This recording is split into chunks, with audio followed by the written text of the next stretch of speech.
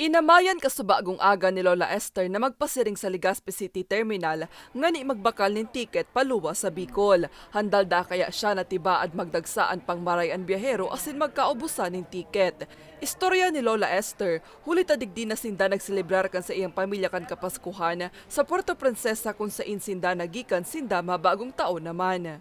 Iyon ang calling ko eh. Di ko man bakit gano'n na Christmas ang pamahal ng pamasahe at saka hindi kagaya nung papunta kami dito, nahirapan kami sa bus. Kaya lang kailangan kong i-ano yung mission ko, ito pa rin. Sa booking station na inibiyahin Cubao, Pasay asin PTX, kadakol na subutan nagpapareserve magin ang mga nagbabakal nin tiket. Pabaralig ng Manila, tama, ma-school, so mabaralik na sa school, tapos mabaralik na sa work, yun.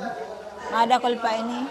O after New Year, dakol na nga kami mga reserve para sa January, kundi dahil pa man kami nakakairo, taday pa kami schedule.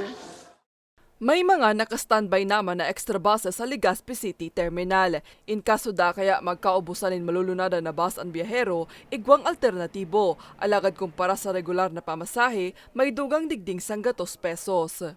Sa ngayon po lang nag-start yung mga extra bus namin. Kasi medyo fully book na po yung ibang booking dito sa Legazpi. Every year po, kami po yung nag-extra bus, yun po yung tarpaulin na nilalagay namin, ma'am.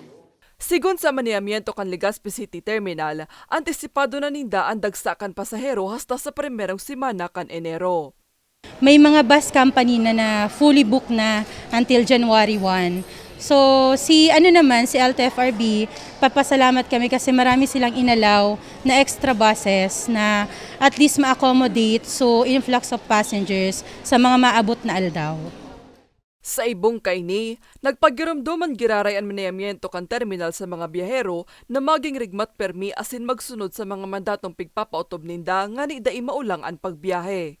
Gusto niya ma-ensure na safe man gila yun ang pagbabiyahe kang mga tao.